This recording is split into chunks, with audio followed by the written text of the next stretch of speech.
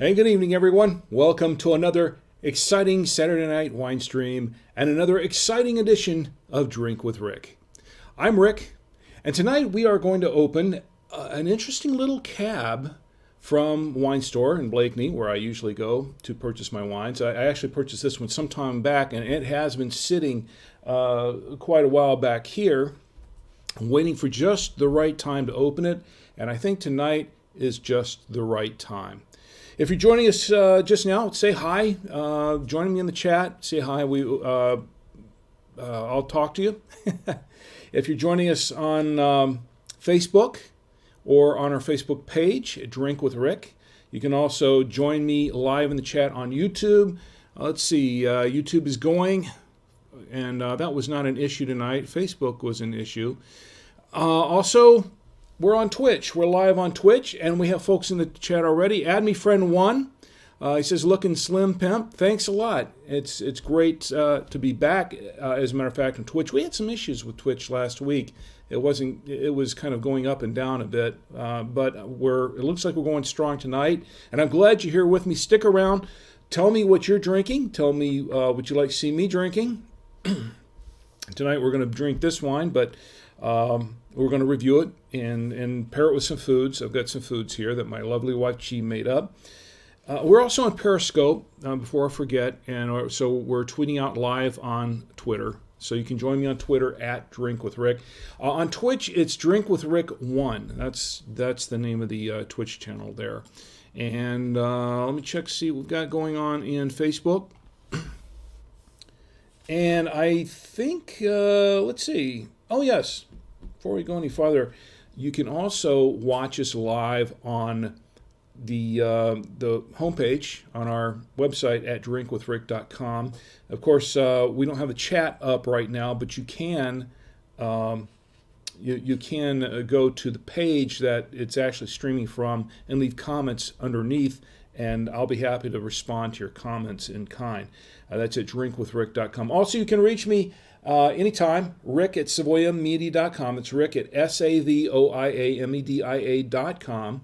And I'll be happy to respond to any requests. If you have a special request for wine, you have a wine that you'd like for me to try, and I'll be willing to, if it's not too expensive, it's within my budget, I'd be willing to try it out and give it a fair review. If you'd like to send me a wine, if you're a winery that would like to send me a bottle of wine to review, I promise I will give you a fair review. You can send it to me. Contact me at rick@savoyamedia.com as well.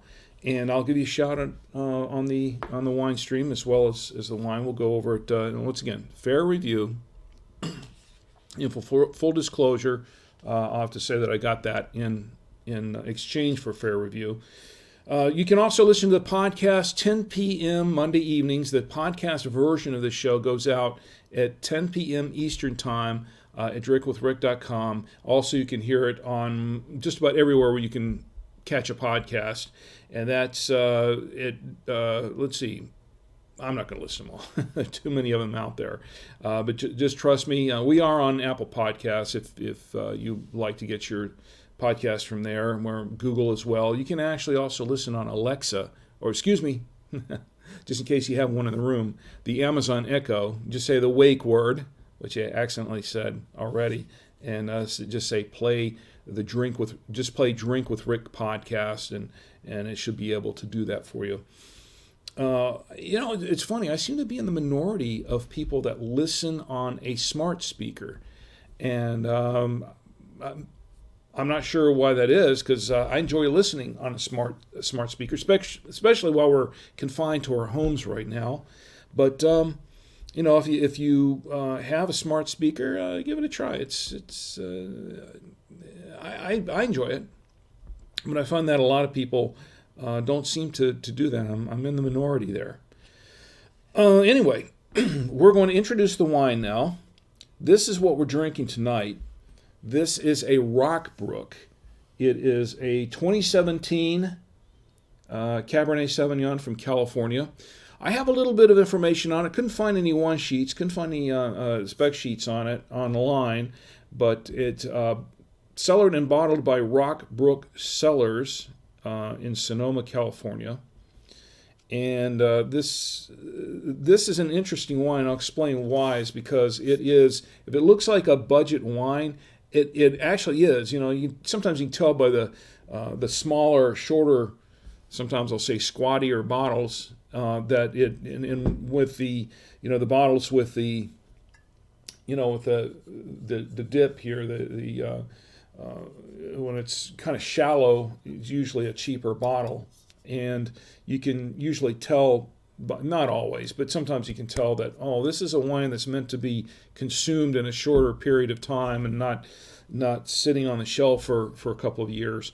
So this is I think it's more of a mass-produced wine. But we're going to try it out. I purchased this at Winestore, winestore-online.com, sometime back. And I was told it was actually a pretty decent wine for the price. I have not tried it yet. We're gonna try it tonight, but I've heard it's actually not too bad, price-wise. And one of the reasons why I chose this wine for tonight is because, with all the things going on, all the stress going on, and of course a lot of people are having to deal with, being out of work, possible job loss, things like that, and everybody's, a lot of people cutting back on a budget. We're cutting back as well a little bit, but because of that, I wanted to kind of stay away from some of the pricier wines and go with some that were maybe a little bit more on a budget.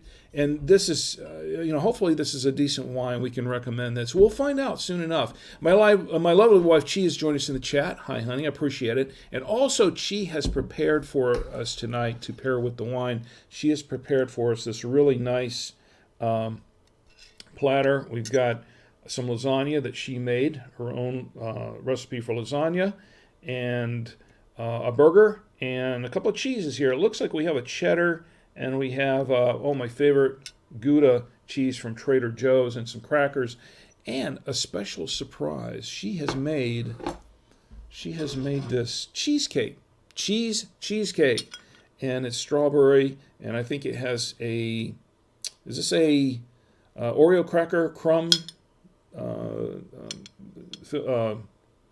crust on here? I guess it is. Anyway, I had a little bit of it last night. It was very, very good. I have to be careful about eating that because I'm trying to watch my weight, and I am watching my weight. I'm watching my weight increase with things like this. So that's not the way I want to watch my weight, but I have to be careful with it not to eat too much. So anyway, let's get back to the wine for a minute. This is a Rockbrook. Let me go over a little bit on this wine. It's a 2017. It's from Sonoma, California, and when I checked online, there wasn't a whole lot of information on it. It was going for, I think the price was going around $6 tops. It seems to be the going price for this wine everywhere. It doesn't seem to be much of a variation of it. $5.99 at Winestore, and that's actually what I paid for this wine. I paid $5.99 for it. So I think it's kind of, for a lot of us, I think that's pretty much what we're going to be drinking for a while. It's either that or $2 Chuck, right? So we'll see if this exceeds expectations for the $2 Chuck. Anyway, let me show you the back end of this wine, and we'll read this a little bit. It says, Rockbrook Cabernet Sauvignon. Relax and enjoy Rockbrook Cellars' refreshingly smooth and tantalizing wines for any occasion with family and friends. Cellared and bottled by Rockbrook Cellars, Sonoma, California.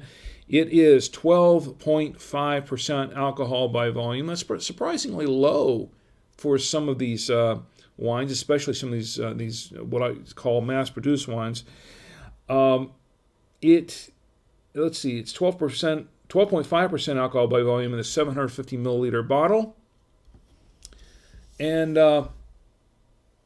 I guess this, we'll find out pretty shortly whether this is a good wine to drink or not. So without further ado, let me check in the chat one more time and see what's going on here. Add Me Friend 1 says, yeah, Los Angeles is a ghost town. I believe it. There are a lot of places, New York and a lot of places. I was watching a live feed from Times Square earlier today, and it's amazingly deserted. It really is, and I think isn't New Jersey on kind of a lockdown too? I'm in Mecklenburg County in North Carolina, and we're on a 3-week stay-at-home order now as well. And no, that's not the virus. It's just a residual cough from a flu a few weeks ago. But we've been on a stay-at-home order here, and that started Thursday, and I think South Carolina. I believe South Carolina is on one as well. I think Florida, from last I heard, it looks like Florida has had an uptick in cases, so they might be looking at that very shortly as well if they haven't already done so.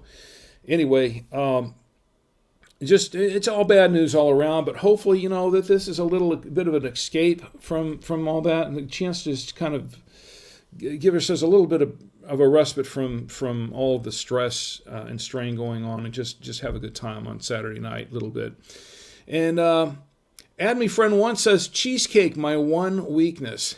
I tell you what, I have a few weaknesses when it comes to sugary things, and that cheesecake is definitely one of them. All right, well, let's see what we've got here. I'm going to go ahead and get my foil cutter, and we're going to open up this bottle of wine. And this is a shorter bottle, so it shouldn't be too difficult for me to open here at the desk. All right, there we go. And, of course, to open this, I have my corkscrew contraption here. This was one that my wife, she found it at an estate sale early last year, and she purchased it for me specifically to use on the wine stream. It's pretty cool. And it's actually fairly easy to open this one. Oh, there we go. And I'll take the cork out later. So this is the bottle, and let's see, to pour it, we have my trusty aerator, the Veneto Wine Lover set, my trusty aerator. This is a nice little unit. And then, of course, I'm going to pour it into my Galway Genuine Crystal glass from Galway. This is Irish Crystal, and it was given to me as a gift by my employers, Danny and Charity, and I thank them very, very much for that. They gave me a whole set of these, along with a crystal carafe. Really, really nice unit. I've been saving it, and during these days when we're kind of stuck at home, I want to do something a little special, and I think this is good to switch to these glasses for now. Kind of give the show a little class, if you know what I mean. Anyway, let's go ahead and pour this wine. We'll pour a little bit of it. All right, just a little bit for now. Let's let it breathe a little bit, and while it's breathing, let's see if I can find out a little bit more about this wine. It's supposedly supposed to have a lot of black fruit in it, and it's actually supposed to be a few tannins. I mean, Cabernets, you're going to find some of them to be quite tannic and a little bit bolder. Cabs, maybe not as bold as Merlot, but they're going to find them a little bit on the bold side. And we'll see how this pairs or how it compares with a lot of other cabs out there. So let's give it a swirl and a sniff. All right. And I can, not real strong. It's not bad though. I'm getting some. I'm getting a little bit some blackberry on the nose. I'm getting some berries, and I want to say that I'm getting a little hint of cherry, black cherry actually.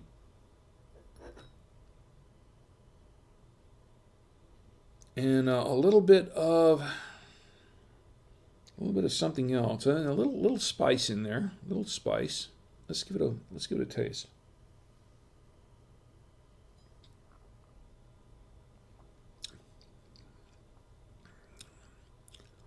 Very fruity.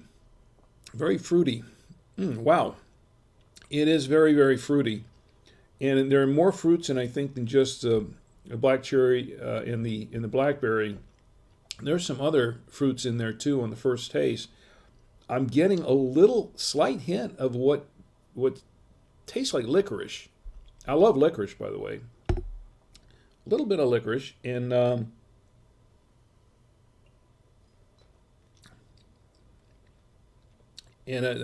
some tannins, not heavy on the tannins. It is a kind of a medium-bodied wine. Let's see. Well, it's kind of hard to tell in this lights. It looks a little bit light to medium bodied. Well, you know what? Some of these places say full bodied, and I think that they were telling me at the wine store before, or at least the wine store. Let me look at their site here for just a second.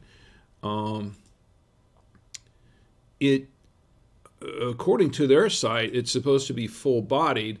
I'm not seeing that. Maybe it's just the lights here. It looks a little medium bodied to me. It doesn't look that dark. It doesn't look like maybe some of the really dark Merlots or something. It's hard to tell here from these lights the way they're hitting on camera. It's hard to tell if you're just looking at at the stream. But from here, from my vantage point, it looks more medium bodied, and it's pretty clear. Looks like it's pretty finely filtered, and somewhat dry.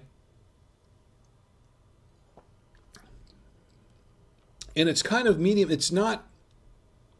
It's sort of balanced with the acidity, rather balanced. Not all that acidic, and it's fairly dry.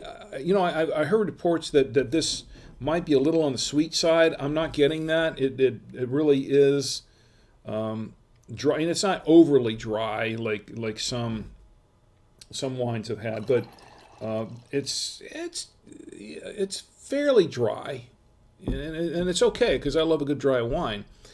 It's like I said, there are some tannins. It's not overpowering on the tannins. It's I can't say, it's kind of I don't know, not really. It's not really light, but it's not really bold.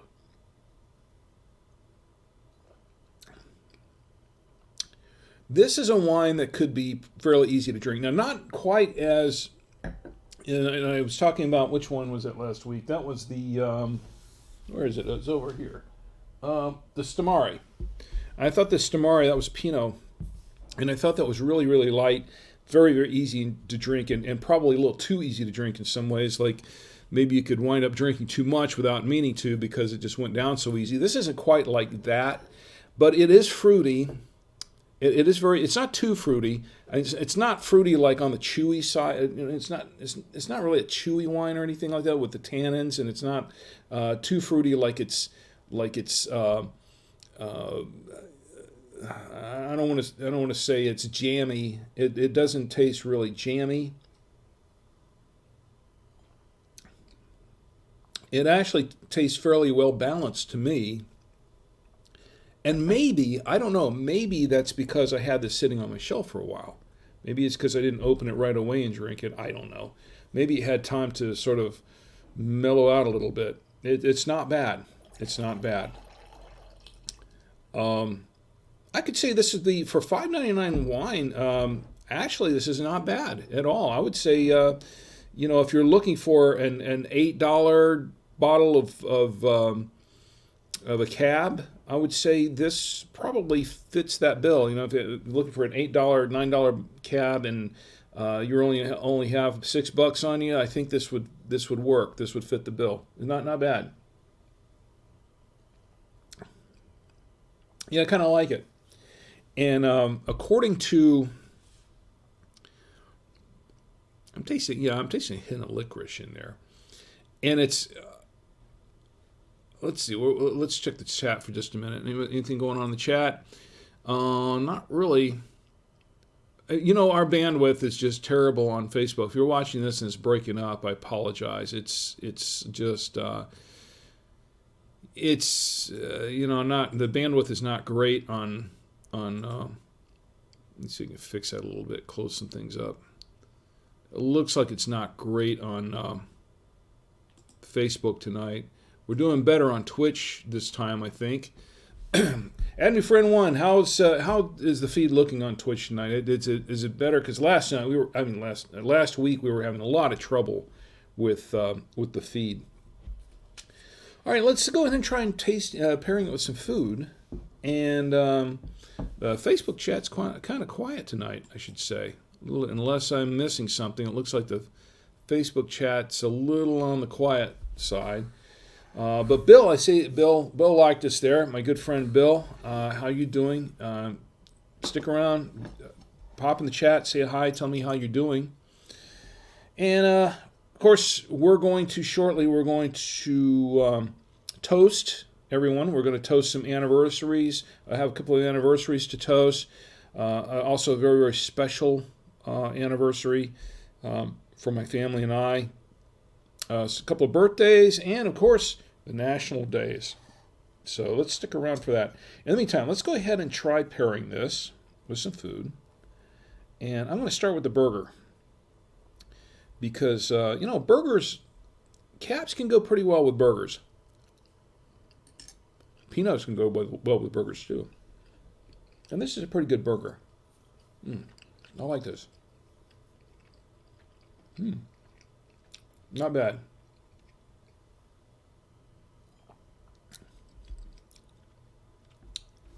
Let me try that again, because of course, I haven't had dinner yet, so maybe things just taste better when you're hungry. I think that's usually true, right? Try that one more time. Sweet burger.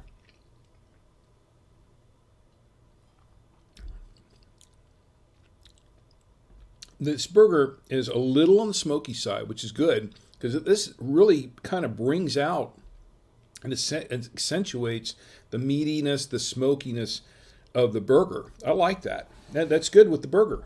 I like that. I'll tell you what, we'll refill this glass and try it with my wife's amazing lasagna, which, funny because she snuck in. I know you did this, G. You snuck in some... because I got a piece of it the other day. You snuck in some broccoli in there somewhere, trying to get me to eat healthy. I see that. You succeeded, because I did eat the broccoli. It was kind of unusual to find a piece of broccoli in lasagna, but my wife is known for doing that sometimes to kind of get us to eat some vegetables. Let's try it with this. I've got to have some more of this lasagna. This is with genuine ricotta, and now the cab should be fine with this kind of tomato sauce.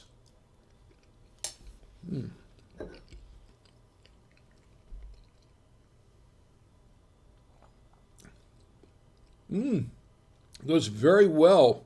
Goes very well with the lasagna. In fact, pardon me, folks, I haven't eaten it tonight and eaten dinner, and this is good, actually. It really adds flavor to the tomato sauce and ricotta in here. It does. Oh yeah, I like that. I'm gonna have one more. It adds very well. I like this. It goes really well with this lasagna that my wife made. Not so much the pasta, but the cheese, and especially the sauce. Oh yeah, very good. Oh yeah, I like that very much. That's a winner right there with the lasagna. So let's try it with the cheddar cheese, because this should go, if this cab is everything it's supposed to be, it should go pretty well with a decent medium cheddar cheese, and I think we have one right here. Let's give this a shot.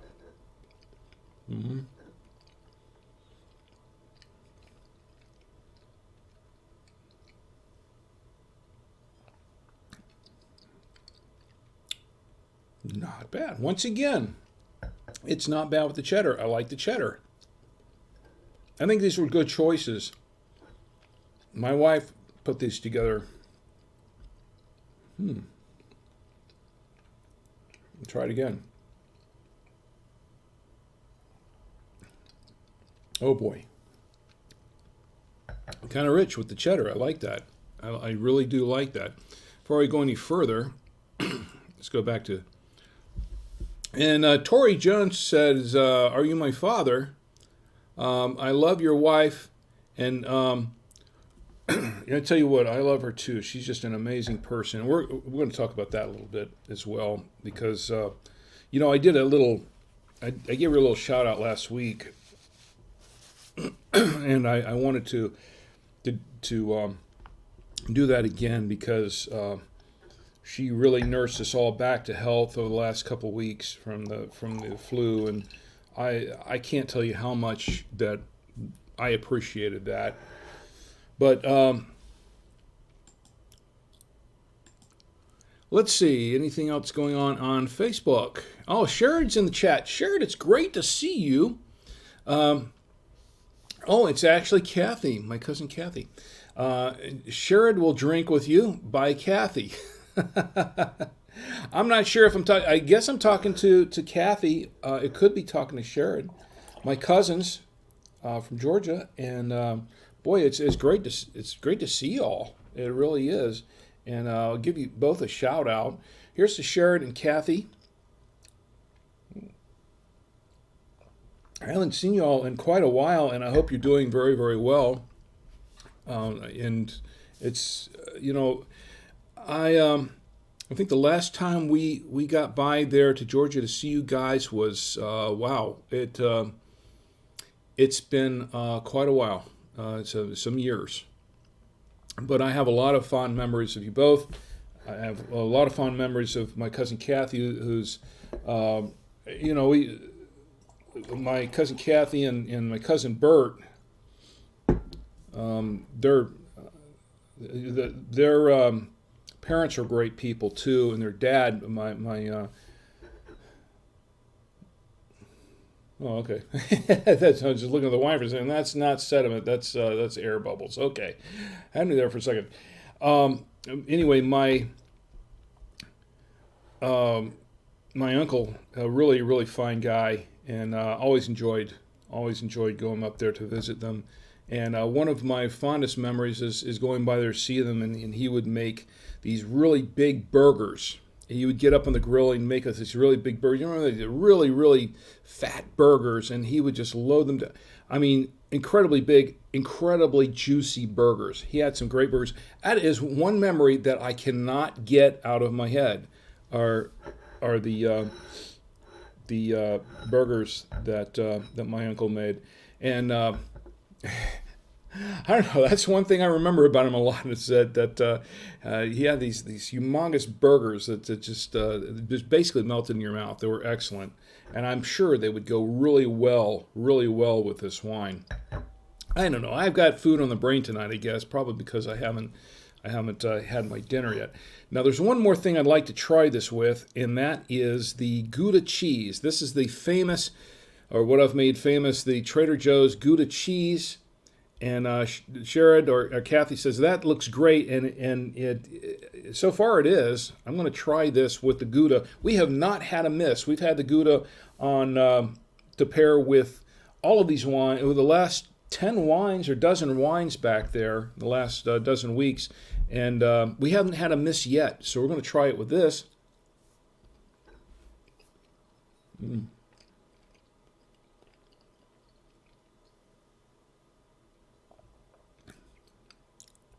Oh, sweet. That's just nice. I've got to do that again. One more. I don't have to refill. That, very smooth, very, very creamy cheese, but the wine really accentuates this. I'm surprised with this wine.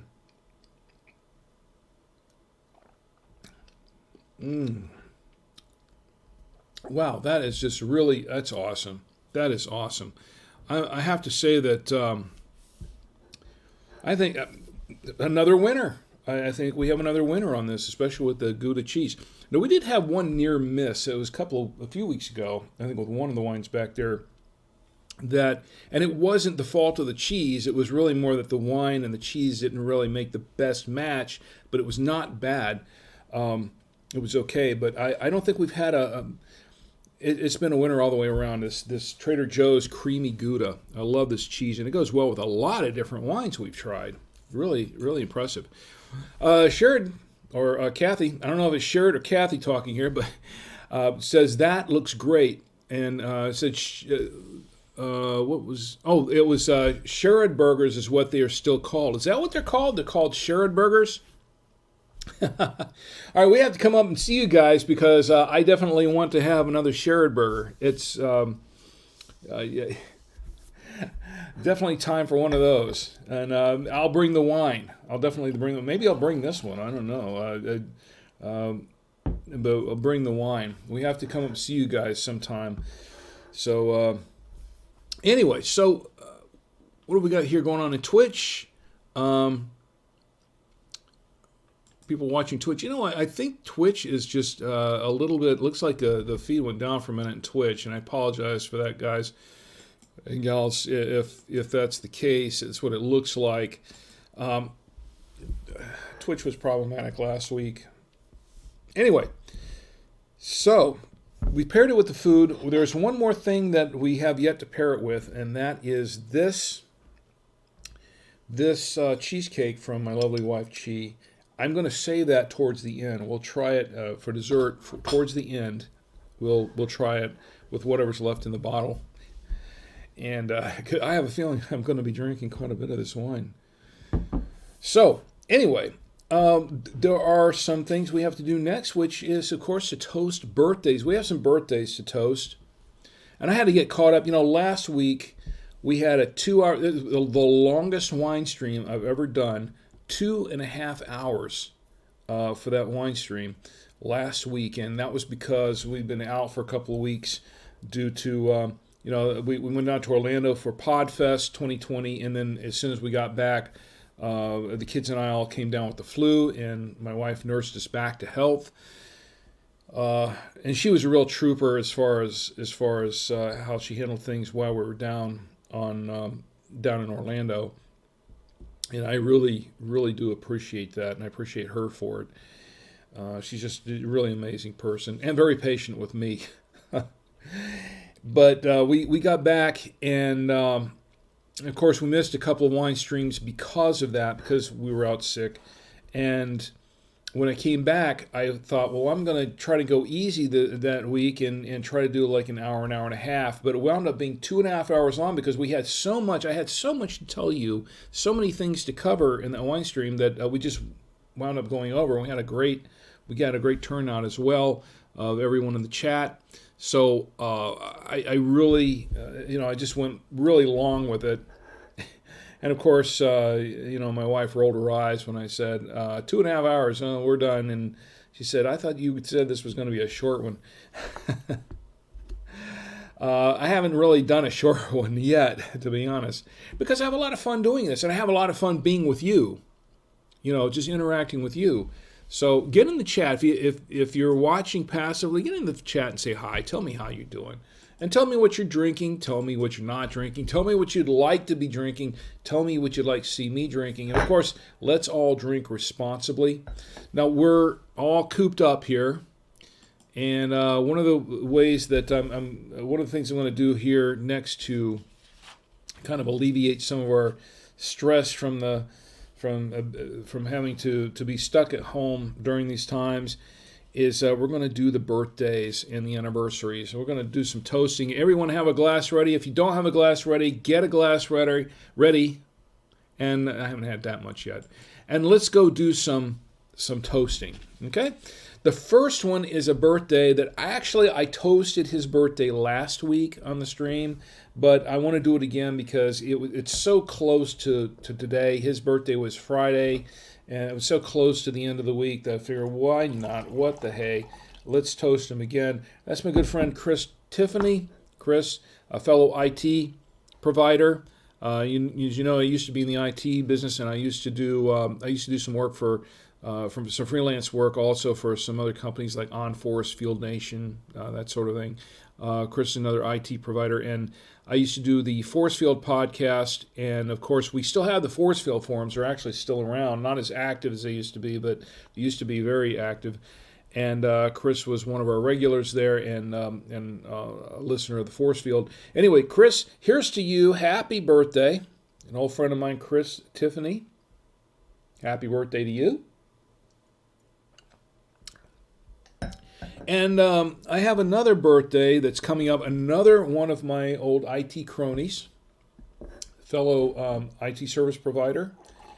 And that would be Daniel Hand.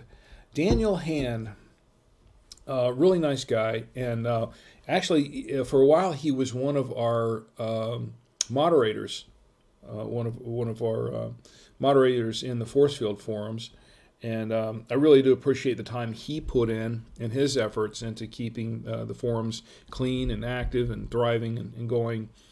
But Daniel. Let's see, his birthday is the 29th. It's tomorrow. His birthday is tomorrow, so I want to say happy birthday to you, Daniel. Here's to you. And if you thought I forgot about you or your birthday, here's another toast to you, because I did not. I don't forget my friends. Daniel, here's to you. I appreciate it. Happy birthday. Toast to Daniel. I'm going to make sure this thing sits all the way on my coaster. Of course, if you're wondering when I'm putting this on, this is my Drink with Rick coasters. Kathy, sure, you don't have a pair of these, do you? I tell you what, send me your, if I don't have it, email me your shipping address, and I'll send you a couple of these coasters here. These are really cool coasters, Drink with Rick coasters. They're very thick, absorbent card coasters, but they're not really. I mean, you could throw them away if you want, but please don't, because they're designed to be reused. They're definitely reusable, and they're nice little coasters. They're actually very popular. In fact, when I went to Podfest, I gave out a lot of these along with business cards for. We had an event going on at Podfest that's known as the Strategic Alliance, and it's a really cool event. What we do is we go around different tables, and everybody gets together in tables and swap cards and give us, we all give our elevator speeches on our podcasts and what we're doing and that sort of thing. And I brought a bunch of these in along with my cards, and and people really like these. They really, really liked them. And I brought quite a few of them with me because at the party the next night, they had open bar there at the party, and I would go up to the bars, and I would drop a bunch of these at the bars, and people would pick them up and use them, and it was great. It was perfect for the bars, and people would pick them up and use them, and the ones that people I talked to that really liked these, they thought this is a really, really cool idea. So I'm still making these things, and I like to send out a set to everyone who I can. And Kathy and Sherrod, I'd like to send a set to you of these. So send me your a shipping address where I can send these to you. I'll send you a pair. I love to give stuff away anyway. That's just what I do. It's my thing. And let's see what else. Let's see what's going on here. Nothing much. It's kind of quiet tonight, and I understand because there's a lot of stress going on with the coronavirus, the COVID-19. As a matter of fact, I've got a PSA I need to play here shortly about that. That I actually did a cold read on it last week, but I've got a little PSA to play on that shortly. I think it's very, very important we pay attention, and that we are staying at home, and we're following what everybody's telling us to do to try to mitigate this and try to, how should they say, to bend the curve, so that we're not all getting sick from this thing, because it is pretty serious. It's pretty serious. Serious stuff. Anyway, so what we got here? Anniversaries. I'm going to switch gears a little bit, and if you all don't mind, this is kind of there are a couple of anniversary. One is a happy one. One is kind of a sad one. I want to do the sad one first. This one is very, very close to me and close to my family. My brother Tony Savoya, he passed away in 2006 of cancer, and he had it for quite a while. He'd been sick for several years. He really, really fought it hard. He was really a brave person and trying to fight this thing, and actually he fought this for a long time, and he was like I said, he was really holding his own with it for a while, and then it just sort of overtook him finally, and he passed away in March 25th, 2006. So March 25th was the anniversary of when he passed away. And I want to say my brother Tony was an awesome guy. He really was. Really kind, a good heart, and just so he was generous. He was kind. He was he was just a great person to be around and to talk to. And I remember when I was a kid, even back from them, his personality was such very mild-mannered and just a very likable person. He really was. And we lost him way too young. This is the 14th anniversary of his passing. And I wanted to give a special shout out to my brother Tony, my younger brother. I'm the eldest in the family of 6, and he was kind of sort of one of the middle children. And but we lost him way too young. But this is to my brother Tony. As a matter of fact, he actually made some wine on his own. He got into the winemaking thing. He loved wine. That's one thing about my brother. He loved wine. He collected some wines, and he made his own wines. And I have a funny thing. I should bring this up. I should have brought it up tonight, but I need to bring this up some point.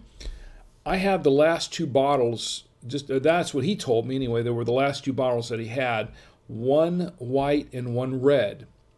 The white bottle doesn't have a the red bottle doesn't have a label on it, but I think the white one does, and it's supposed to be Savoya Orchard.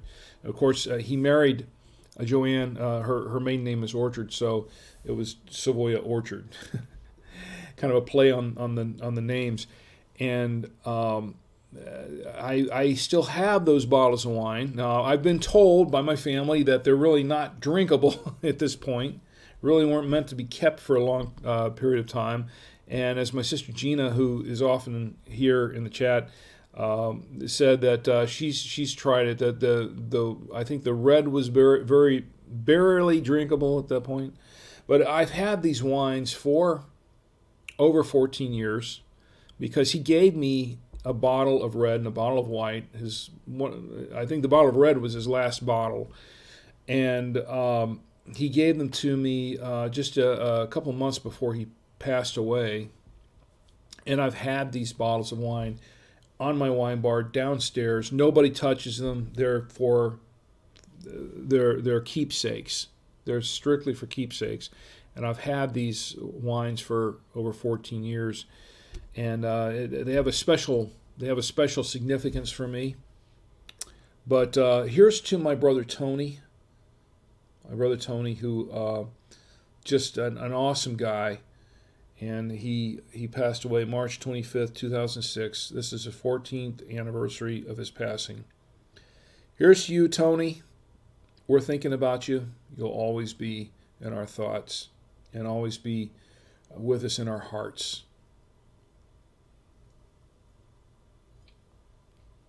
And you know what? I'm going to toast him again just because he's that special to me and because I can. To Tony.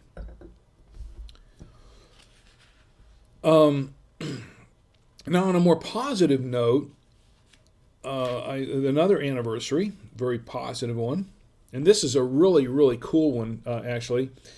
My friends Perry and Sharon Harold, they celebrated their anniversary, their wedding anniversary, on the 23rd. That was Monday. And this is a really cool anniversary because this is their 46th anniversary. Now, I've known them since I was a kid. They used to go to our church. We all went to church together in Orlando. And really, really great people, really great couple. And Perry's an awesome guy. He is awesome guy. And we all like Perry and Sharon. They're great people.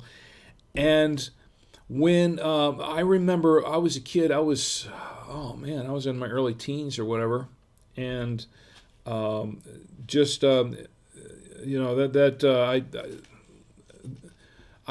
don't really think of them as being old. And then I look back and I think, you know what? I'm 61 years old. Wow. But 46 years is a milestone. As I get older and I think back of some of the folks that I knew back when I was younger who were older than me, and then I'm friends with a lot of them on Facebook and LinkedIn and a few other places, I don't really think of them as being old. It's as if time sort of stopped in that sense. They're still there and we're still friends. But when I really take a moment to stop and I think, wait a minute, I'm 61 years old. I'm an old guy now. Which kind of in itself can be a little depressing, which is probably why I drink more than wine. No, I'm just kidding. But for Perry and Sharon, my wife and I have been married for 26 years. And some people say, well, that's really, really cool. That's definitely worth toasting. That's a milestone. But I tell you what, 46 years for Perry and Sharon, 46 years. That is just amazing because you don't hear about that too much these days. You really don't. And of course, if you pay attention to the celebrities and the Hollywood crowd, those are like a marriage born every minute, and then a divorce, and then they marry somebody else, and it's almost like marriage is taken as just a fad or a thing to do on the spur of the moment, and it's. A lot of people don't take it that seriously. I happen to take marriage very seriously as a commitment. And when you see stories and we hear stories about people who've been married 40 years, 50 years. I remember there was a couple not too long ago they're in the 80s or 90s. They were married for almost 70 years, something like that. And I don't remember the details, but I just think that's absolutely amazing, and it renews my faith in humanity in the terms of commitment, of lifelong commitment, and I think it's just awesome. It really is awesome. So, Perry and Sharon, here's to you. Happy anniversary, happy 46th anniversary. Amazing, and they're an amazing couple, and I would say, here's to you. And we'll toast you again just because I think 46 years is pretty awesome. Here's to you. Happy anniversary. To Perry and Cheryl.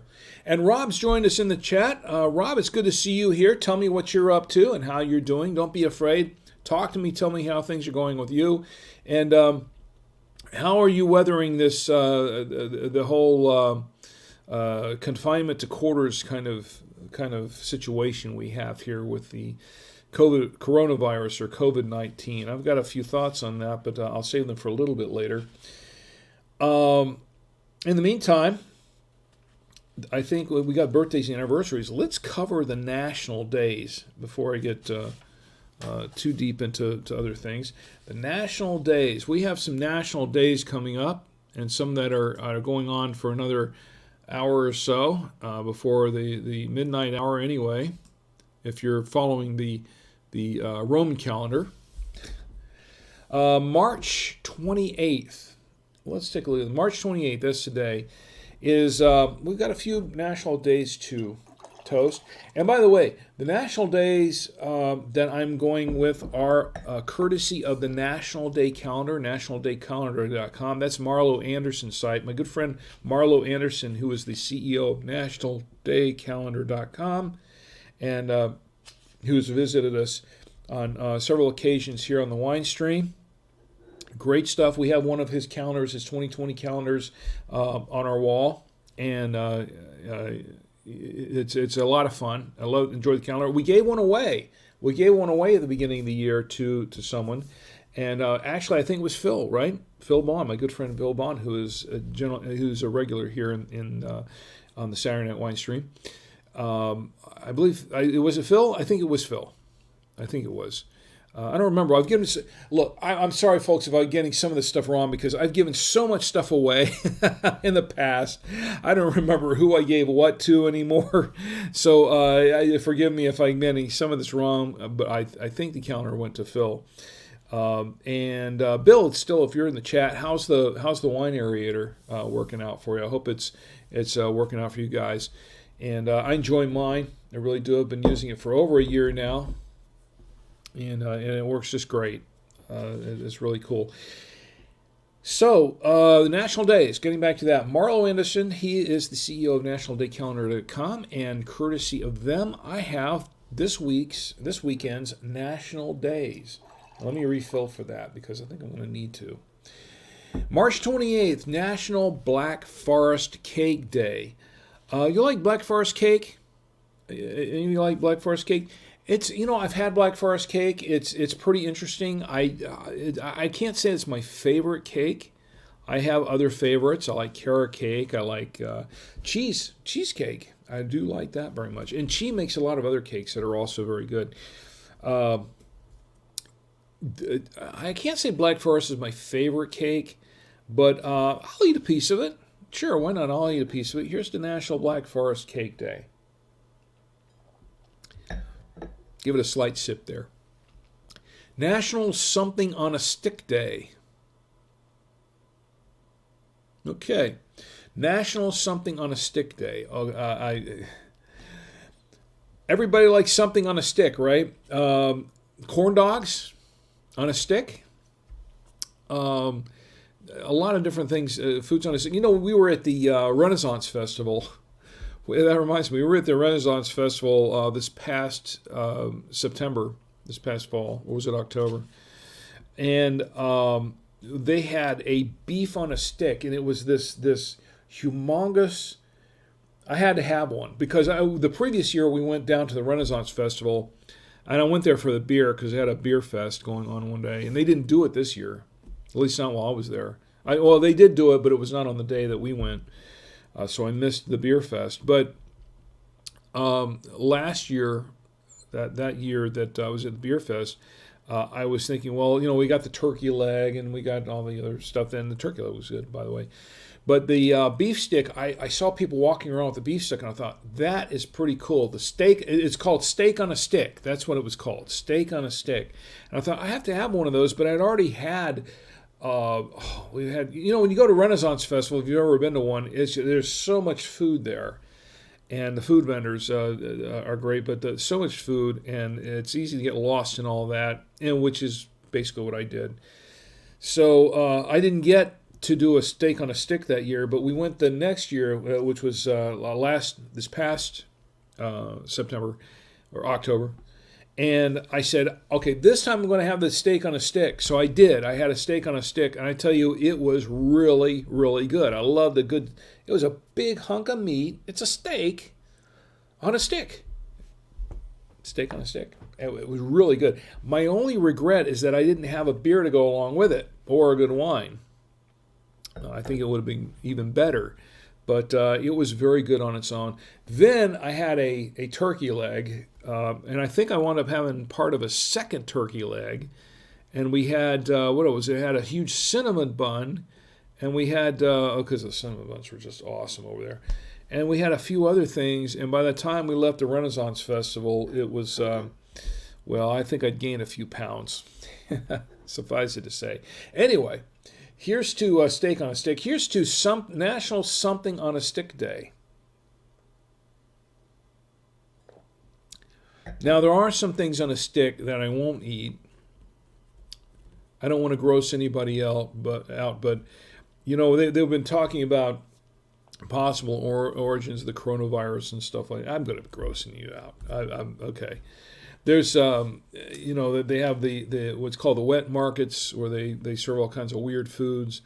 And I've seen videos of this. I've seen videos of this sort of thing where they serve some pretty exotic foods. And I'm not going to go into detail to gross anyone else, but they serve them on a stick. So those are the kind of foods on a stick I will not eat. Okay, I'm not going to eat that stuff, but good stuff on a stick, you know, like a good beef corn dog or a steak on a stick or a waffle on a stick, or they have a lot of fried foods that they serve on a stick that I've tried or that I would like to try, and so let's National Something on a Stick Day. We'll drink to that. Today is also National Triglycerides Day.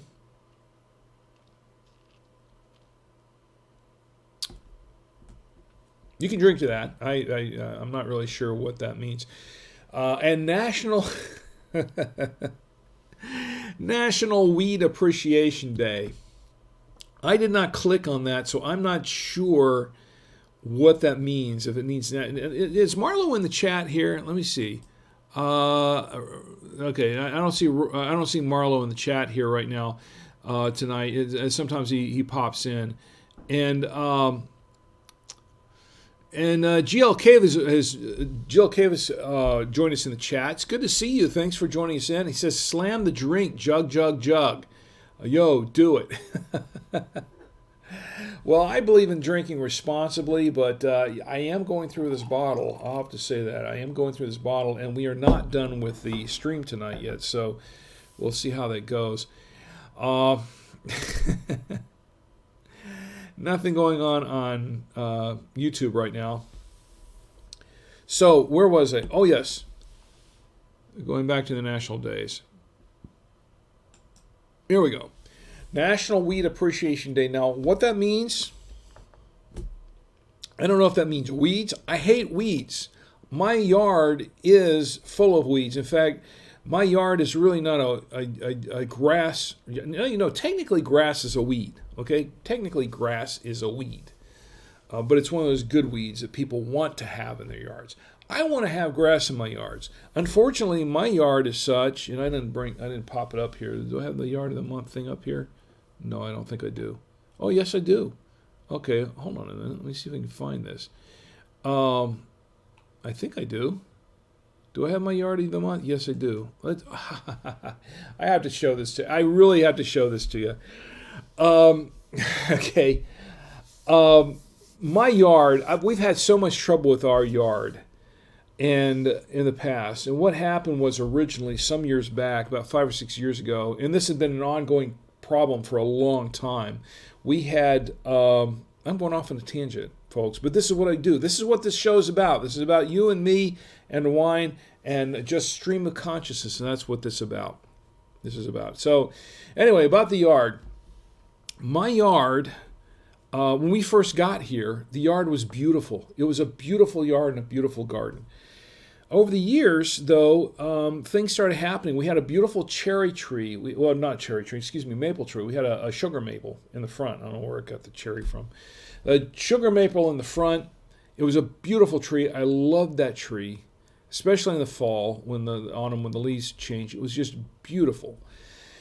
Somewhere along the line, it started getting sick. And then it got hit by lightning, and we sort of had to take it down. But it was getting sick, and I was wondering, well, why is this tree starting to get sick? Well, after a while, we started noticing issues with the yard. And then one day, we had a very serious issue in the house where the plumbing just got backed up and it just flooded the house. This is the sewage line. And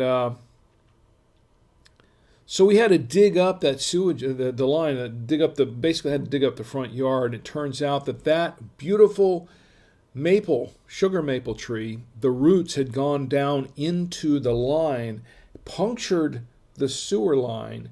It had actually punctured through it at a joint, and sewage had been seeping out underground, and the tree had been feeding on this thing.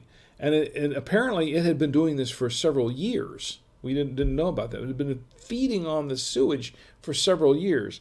And you know what kind of caustic stuff goes down into the drains and the sewage and that sort of thing. So it was killing this tree, and it was killing our yard because it was seeping down underground. So we had it fixed. They had to bring a backhoe in and dig up the entire thing and fix the repair the pipe. They had to replace the joints and reroute it a little bit and replace the piping. And then we had to get the insurance company there to replace a lot of the flooring that had been seriously damaged by all the sewage that backed up into the house. And so we did that, and we plugged everything back up in the yard. And ever since then, stuff doesn't grow in the yard. Weeds grow in the yard. My yard looks great right now. It's green. My yard is 100% green right now because it's all weed. It's all weed. And we can't get grass to grow. And I've spent years, and my wife and I have spent several $1,000s trying to fix this yard to no avail, because stuff just, the grass won't grow, but the weeds love it. The weeds love our yard, but the grass won't grow in our yard. And we've actually had professionals out there to try to assist in this situation. And right now we're trying to work on a plan to get the yard fixed. Anyway, so I did a thing a couple of years ago. I said, well, I'm going to try and redo this yard completely. So I completely made over the yard and reseeded it. I put new topsoil on there and lime and all kinds of stuff there. Did a lot of prep work on it, and then I completely reseeded this yard and even put down the netting, the straw netting and all that kind of stuff, protected from the birds, and the grass grew. We had a beautiful yard of grass, and the grass was great. It was just beautiful. For 3 weeks.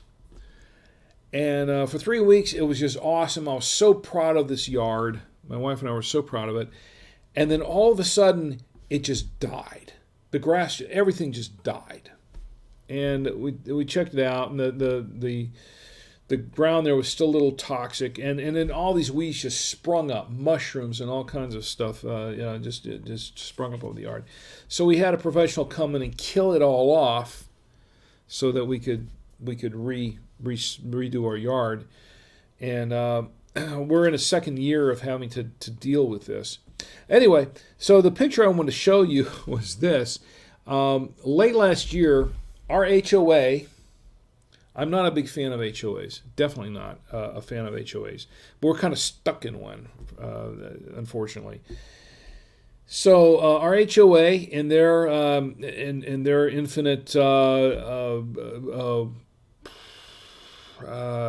wisdom, decided they had to send us a letter to have us fix our yard. And we were already working on the yard when they sent us a letter to try to fix our yard. So in kind of a response to that, and I sent them a letter in return saying, hey, we're trying to do this, but we're having problems. Anyway, in response to all that stuff, I posted this. I borrowed one of my neighbors.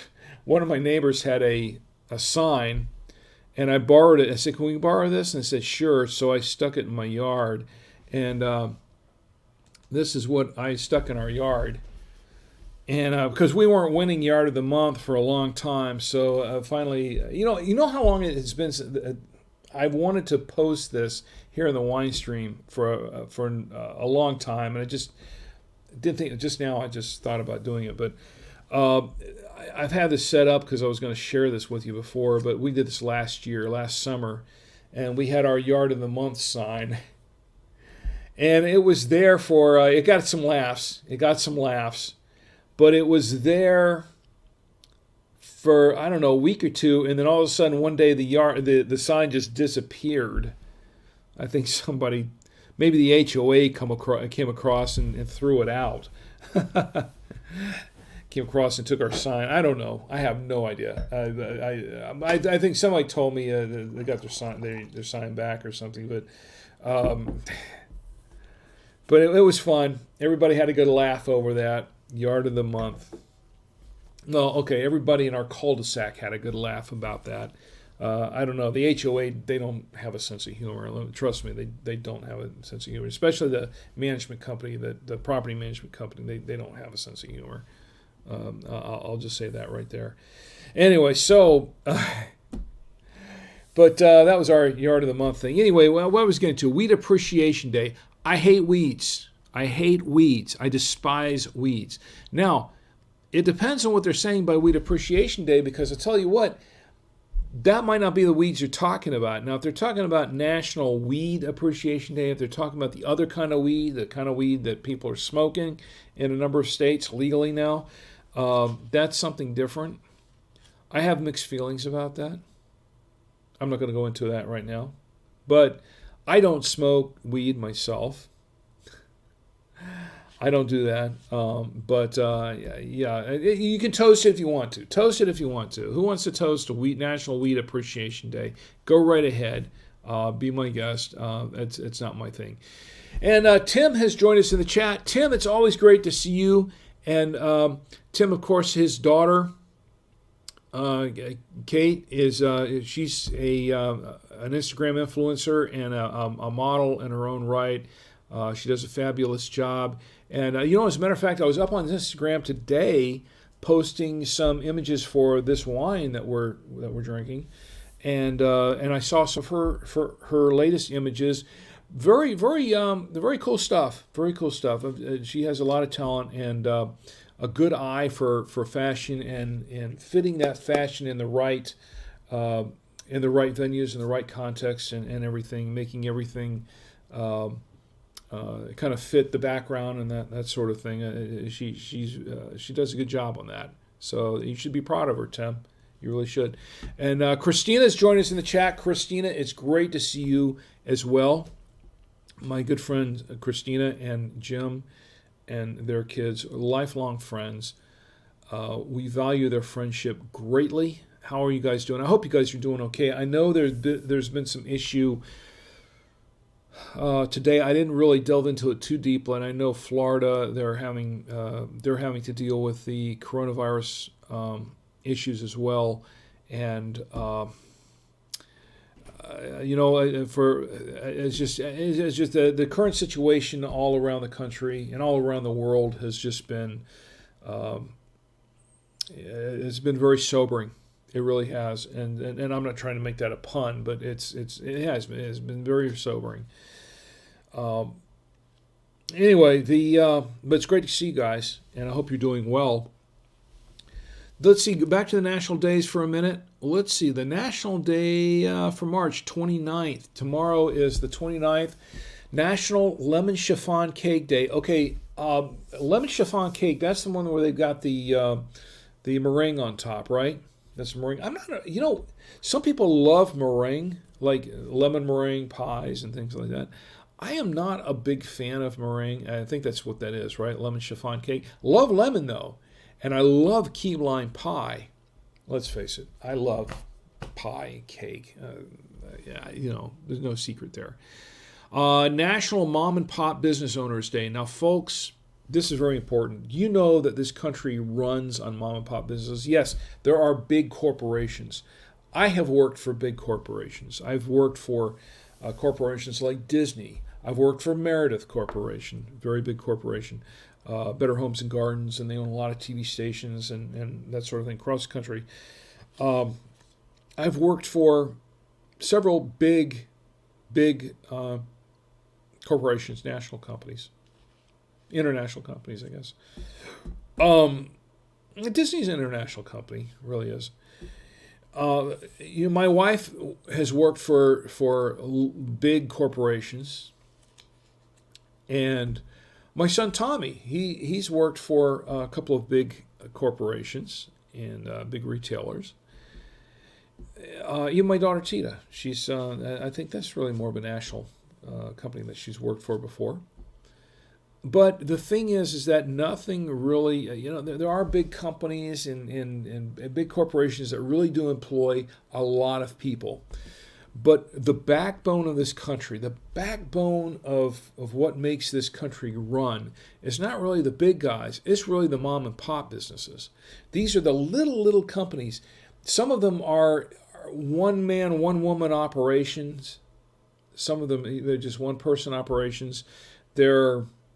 Some of them have very, very just few, like 2 or 3, 4 employees. The company I work for is basically a mom and pop business. Now it's the company buy2wayradios.com, Cricket Ventures is the parent company. They're kind of a mom and pop. They're small business. They're small business. We don't have that many employees there, but they started out of their garage basically and built themselves up to where they are today, which is pretty impressive. It's very impressive. And one of the reasons why I have such respect for the owners of the company is just how they were able to build their business and maintain it and do such a great job with it. And also they do a great job of taking care of their people, me being one of them, one of their people. And they're just awesome people all the way around. Mom and pop businesses, a lot of mom and pop businesses are just like that. And it's these are really the people we really need to support. A lot of the local businesses, those are the ones who are also struggling in this time, especially during this crisis with the coronavirus, with the COVID-19 virus, whatever you want to call it. They're affected very deeply. A lot of them are affected very, very deeply by this crisis, and a lot of people who are employed by them are affected very much by this crisis. And now more than ever, more than the big corporations, the Targets, the Walmarts, and I'm not trying to diminish their importance because they employ a lot of people, but I think more than ever, we really, really need to go up to bat and support as much as we can, support the mom and pop business owners. We really do, because they are the backbone of what makes this country go. And I will definitely drink to that. Here's to National Mom and Pop Business Owners Day. And we'll definitely drink to that. March 29th is National Nevada Day. Nevada is a state of the Union. We'll drink to National Nevada Day. Why not? Las Vegas, right? We'll go to Vegas, Sin City. National Nevada Day. Look, I've been to Nevada. I have also been to Vegas. But I've traveled across Nevada, and a lot of desert there. But there are some very interesting spots and very interesting landmarks, and fascinating. If you've never traveled out west, it's a completely different scene, a completely different world from a lot of other places, and it's pretty amazing traveling cross country. If you've never done a cross country trip, we've done that. I've done that back in the 90s. And it was just an awesome. I'm glad I did it. I did it with 3 of my friends. As a matter of fact, Christina's husband Jim, he and I and 2 of our other friends, Lawrence and Perry, we took a cross country trip for 2 weeks and went across from Orlando, Florida, all the way to the West Coast to San Francisco, and everywhere, and a lot of places in between. We went to LA up there. We went up the West Coast to San Francisco and back. And I hit a lot of places in 2 weeks. It was a whirlwind trip, but I tell you what, it was an amazing road trip, and it's one of my fondest memories. Just a great time with 3 of my great friends and close friends, and we just had a great time, and it was eye-opening because you really got to see a lot of different things in the country. If you've never been. And look, I know there's some people that jet set around the world, or they have right now. Everybody's stuck at home, so can't really do that sort of thing. But jet setting around the world, Paris, Italy, Rome, and whatever you want to go, Bangkok and Tokyo and all those other places, Germany, whatever. I tell you what, east, west, home is best, that kind of thing. If you've been jet setting around the world, but you've never traversed the country, our United States, I would say that that's the first place you really want to go. You want to see the rest of the country that we are in, because there is so much diversity. There's so many different things to experience in our own country. I think it would take a lifetime to see it all, just in the contiguous 48 states, but across the 50 states. I think there's just so much there. There are a lot of states I haven't been to yet that I would love to go see. And maybe one of these days I can get to do that. But the states that I have seen, that I've traveled across, just great experiences. Really great experiences. So National Nevada Day, drink to that. And National Vietnam War Veterans Day. Those are our unsung heroes. They really are. During the Vietnam War, which was a very hated war, I don't want to get political about this. That's not what we're here for. We don't talk about politics and religion. But National Vietnam War Veterans Day, when our veterans came back from the war, and this was generally not a war most of them wanted to be involved with anyway. They were kind of forced to go into. A lot of our veterans came back very broken, but a lot of them came back very unappreciated and with some animosity against them. It wasn't their fault. It was something that they had to go, and they came back and found themselves at odds with people who didn't like the war to begin with, and it was completely unfair to them. And for a long time, a lot of people shunned the Vietnam vets and really treated them poorly. They really did, and it was not fair. It was definitely not fair to them. Something that they didn't start, something they didn't cause. They had to go serve, and then when they got back, they were ostracized for it, and very unfair. How our Vietnam War vets were treated. I think a national day for them, is not only proper, but it's also the right thing. It really is, and I want to say here's to National Vietnam War Veterans Day. Here's to you guys who served your country, who did it, and who came back and had to deal with. And some of them, even today, are dealing with a lot of the effects, the residual effects of that war, because it was a particularly nasty and brutal and psychologically. A damaging war to a lot of people who served there. Here's to National Vietnam War Veterans Day.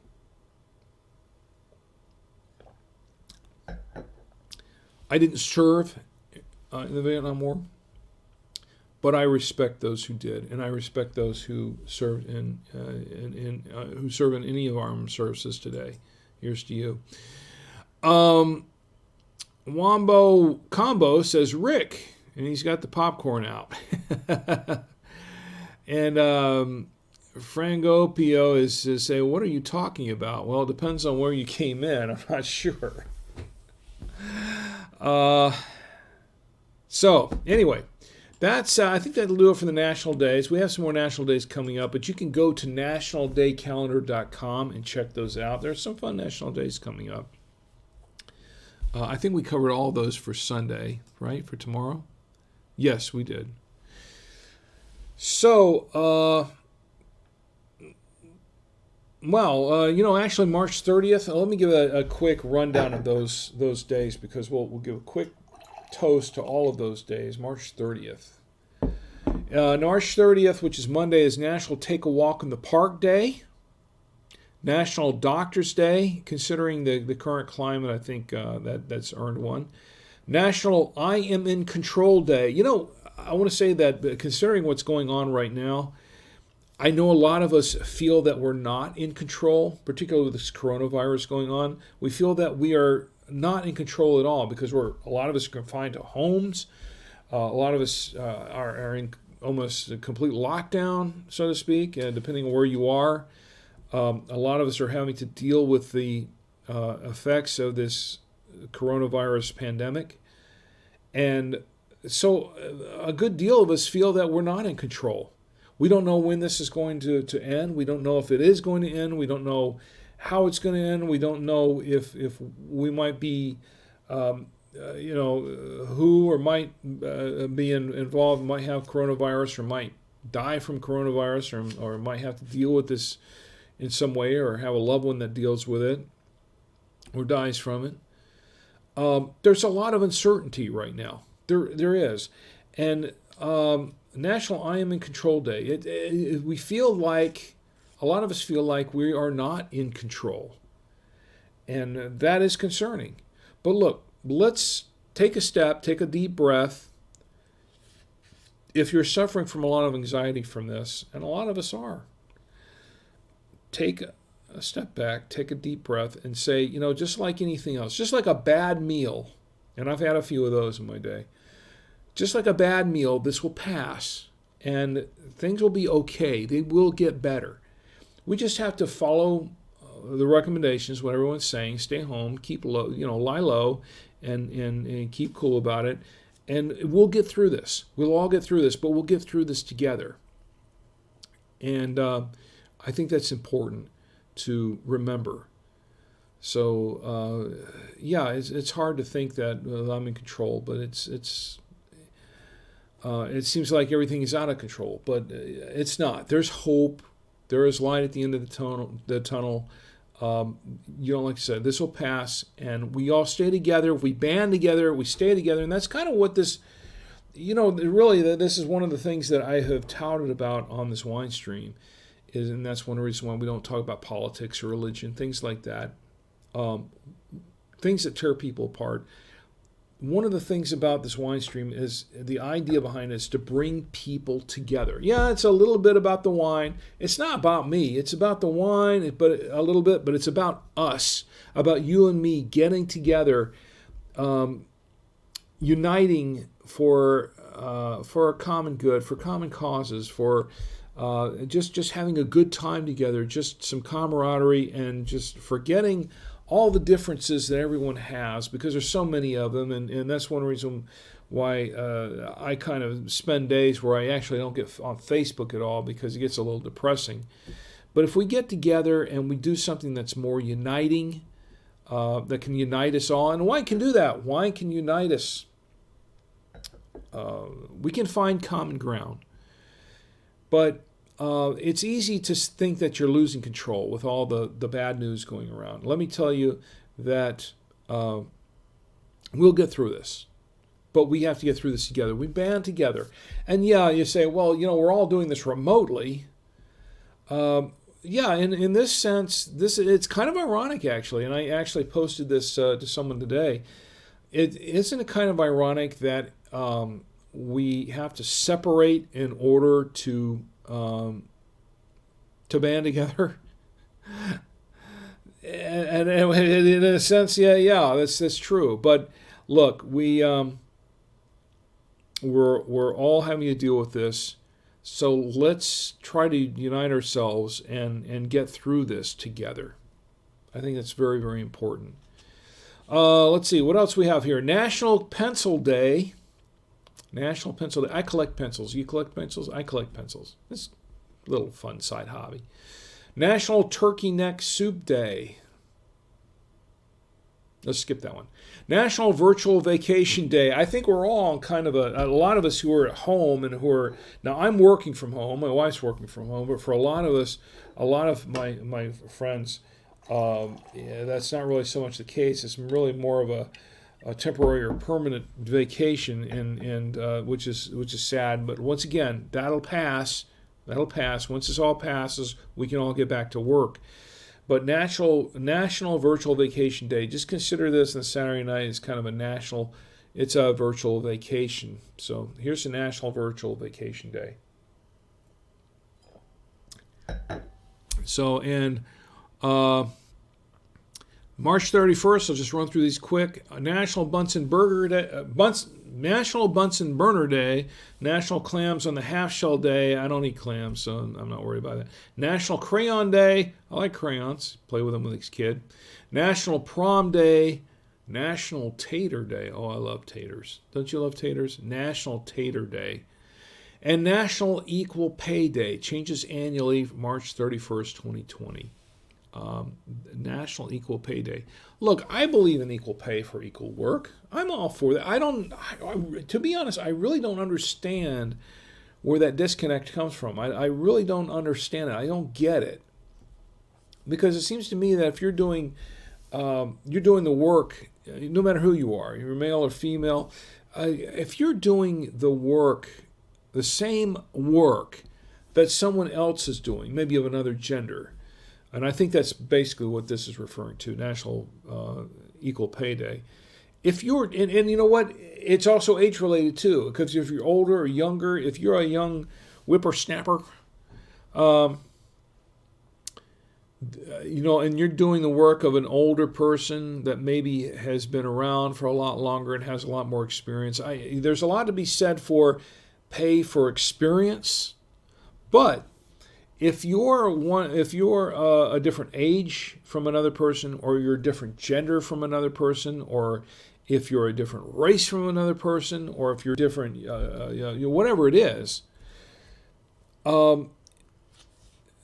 those jobs, to me, those jobs are shouldn't be specific to what you are. If you can do the job, you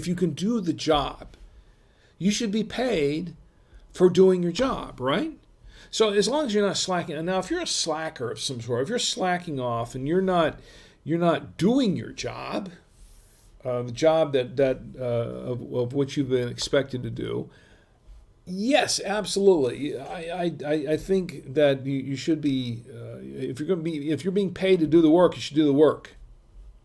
Okay, but having said that, it doesn't matter if you are a different gender, a different race, a different age, a different, whatever.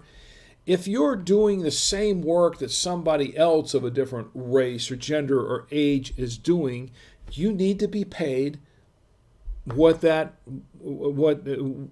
is fair for that job.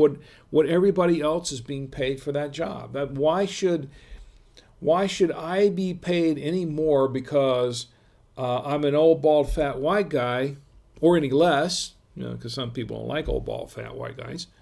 Why should I be paid any more or any less than someone else that's doing the same job as me, is maybe a beautiful person, or woman, or someone who is black, or someone who is younger than me?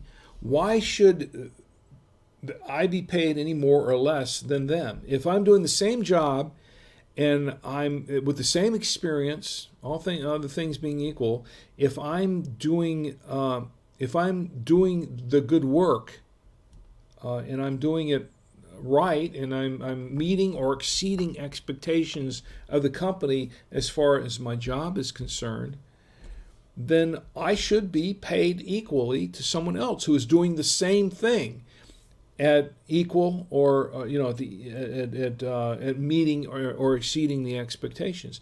Now, if you're exceeding expectations, I could understand why you might want to be, you should be paid more than someone else, because okay, this guy's doing a great job, this guy's doing a mediocre job, this guy's doing a great job, let's pay him a little more. I'm for that, because I'm the guy who earned it, because he's working harder. Or the girl, or whoever you are. But having said that, if you're doing the same job, the same rate of pay, the same job and the same output, you should be getting the same rate of pay. Enough said. Done deal. End of story. That's it. I don't understand why, let's say, for instance, if you're a woman, you would get paid any less than a guy that's doing the same thing at the same rate of production, and with the same results. I don't understand it. I don't get it at all. So, yeah, I'm all for National Equal Pay Day. We'll drink to that. Okay, that's my rant for the night, okay? We got the rant out of the way early. You guys disagree with me? You guys disagree with me and say anything? I mean, Fran Gopio says, what are you talking about? That was from before. I'll tell you something. I think that the pay should be on merit rather than who you are. It really should be on output and merit, and what you're doing rather than who's doing it, right? But that's just me. Okay, let's see. Well, we've done the national days. I think we've overdone the national days. I do want to take a quick moment to talk about emergency radios, because this was brought up earlier a couple of days ago when we were. Of course, I do the two-way radio show podcast with my bosses, with the owner of the company and sales manager. And we were talking. We did an episode, like a lot of podcasters are doing. We did an episode on the COVID-19 and the situation. So we did one about and how it relates to two-way radios, and the topic came up about emergency radios because we have had kind of a run on certain emergency radios. During the pandemic, weather radios in particular, a lot of weather radios we're selling out on because of the current pandemic, which is interesting. But a lot of other radios, because people are finding that there's a use for radios in a lot of different ways. For one thing, a lot of these businesses, a lot of local businesses, are offering curbside service, and because of that, they're just dropping stuff. People pull up, they order ahead of time, they pull up, and they just pick it up from the front of the store. A lot of restaurants are doing this. Some retailers are doing this, and because of this, it's prompted. You know what? We need two-way radios to be able to communicate back and forth with everybody. Also, with two-way radios, people are discovering that they come in handy for the social distancing aspect of this. Of course, we're all doing the social distancing thing, right? And two-way radios are a short-range form of communications, and they're instant. So a lot of people are finding the different uses for two-way radios in dealing with the social distancing aspect. And in case in point, when we were sick, my wife, I had suggested that we use some of these radios, like I have one of these radios here, Midland radio. And I suggested that because we have plenty of these things around the house, and I suggested to my wife that we all keep a radio in our room so we could call down to her whenever we needed something. Because myself, Tia and Tommy and myself were all confined to our own rooms while we had the flu. So we were separated from each other. We were actually quarantined from each other during this flu period. And of course, she was not affected, but she was serving each of us as an RN, and she was having to make trips up here to feed us, and it was kind of nice being fed breakfast, lunch, and dinner in bed when we could eat it, and because a lot of times you're in bed with the flu, you don't really feel like eating anything. But she'd come up with our medications, and she made sure she was up. Now she's an RN, she's a registered nurse. She's an RN, BSN, and she's been doing that for many, many years, for decades. And so having an RN in the house has been really just an amazing, amazing blessing. It's just been a godsend. Just the fact that she was here and taking really good care of us, and we all recovered fairly quickly. Much more quickly, I think, had she not been there taking really good care of us. She knew exactly what to do, and she did it. Now, having said that, I suggested early on that said, well, how about if you keep one of these radios with you, and we'll each keep one of these with us, and when we need something, we can call down to you. Now, my wife, in her infinite wisdom, was having none of that. she was having none of that because she didn't want to be, because she was working also, and she didn't want to be stuck on call with somebody calling her every two seconds going, "Hey, Mom, I need this. Hey, Mom, I need that." So she wasn't having any of that. But the thing is that during the course of this, we were all hollering. We were all behind closed doors, shut in our rooms, and all the hollering back and forth, "Hey, Mom, this. Hey, Mom, that." And while she's trying to work, it took its toll on her, trust me. But having to do all that hollering and yelling, in hindsight, after we were all over this, in hindsight, I got together and I said, you know what, we should have used these. We should have used these. And, they were saying, yeah, that would have been better if we used the radios to communicate rather than just hollering through the door all the time. 2020 hindsight, right? So there's been an uptake in sales of these kind of radios too. I'm assuming probably partly for that reason as well. But if you are stuck at home and you're having to deal with stuff like that, and considering two-way radios as a way of communicating, you can use the. We have an actual. What's this thing called? A promo code. Wine Show. Use the promo code Wine Show, WINESHOW, and go to buy2wayradios.com. Use the promo code Wine Show, and you'll get 5% off your order of radios. That's at buy2wayradios.com. And for full disclosure, I work for Buy Two Way Radios. I think you all know that, but my boss has authorized me with this 5% promo code that you can use anytime. And if you need some two-way radios or emergency weather radios, you can go ahead and do that. It's fine. I want to give a few shout-outs real quick. And before I do that, let me show this. I want to show you this. This is pretty cool. My wife, because my wife was such a trooper and she did such a great job taking care of us during that time that we were all sick, I think the company she works for, they had a little contest, a drawing contest for...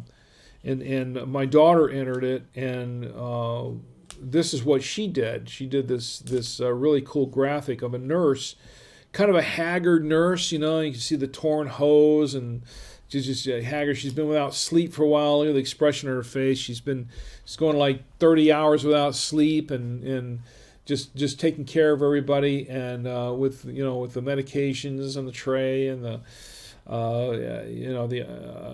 Everything going on, that she has the ice pack and it's slumped over her shoulder and all kinds of stuff. She looks pretty haggard there.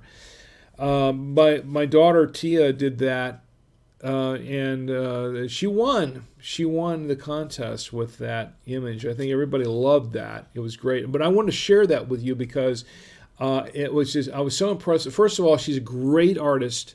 My daughter's a great artist, and of course, as you know, she's done our artwork for Drink with Rick, and of course, she's done the artwork for the coasters that I give away often as well. So she's a fabulous artist. But she did this. It was very impressive, and it was just really cool. And I just want to share that with you because that also solidifies my appreciation for my wife, who is just an amazing. Because she's one of those nurses that has just earned my respect and my admiration for going beyond and beyond, above and beyond, and doing what she does. I want to give a couple of shout-outs too. I want to give a shout-out to my friend Robin Sales. I talked about her a little bit last week, but I saw a video that she did a couple of days ago, and I was rather impressed with it, and basically because she brought up some interesting points about the podcast community and about the professional television Hollywood community, and she brought out some interesting points about that, and I was impressed with that, and I liked the video. But I want to give her a shout out and say, Robin, here's to you. That was very good. I appreciate that video. I also want to give a shout out to my friend Gordon Firemark, who I sat in on one of his videos today too. He did a live stream, and I was really impressed with a lot of things he said that were very inspiring. So, Gordon, here's to you as well. You're not in the chat tonight. Gordon is a regular in the chat, by the way. He's not here tonight, but I want to give out a shout out to you anyway in case you're watching later. Great job, and I appreciate it. And let's see, Joe Pardo. I want to give a shout out to Joe Pardo, who is right now this weekend. It's pretty cool. If you're a podcaster into podcasting or streaming or interested in podcasting or streaming, there is a current expo going on. This is a virtual convention, virtual con going on right now. Since we all can't meet in person, this is the Indie Pod Virtual Con. Now, originally, this was an actual live event that was actually supposed to go on. I forget where right offhand, but they were selling tickets to it. And it was an actual event that was going to happen, but because of the coronavirus situation and because everyone was confined to homes, and we're not supposed to be going out to conventions and gatherings and things like that right now, they decided to turn it into a virtual convention. A virtual convention on Facebook. This is the Indie Pod Virtual Con. It's going on this weekend, the 28th and the 29th, so it'll be going on tomorrow. Check it out. They have a lot of good speakers going on there, and this is actually a virtual live thing going on, and sort of like this live wine stream. And the person who organized this is Joe Pardo, who is so far, I haven't been able to sit in through all of it, but I've sat in through some of it. And I think Joe's done a fabulous job. He's done a great job of putting this together, organizing it, and trying to make the best of a situation where we're all kind of stuck at home and turn it into a virtual event. The virtual event, what they did was originally they had tickets, I think they were like $199 or something for the actual event.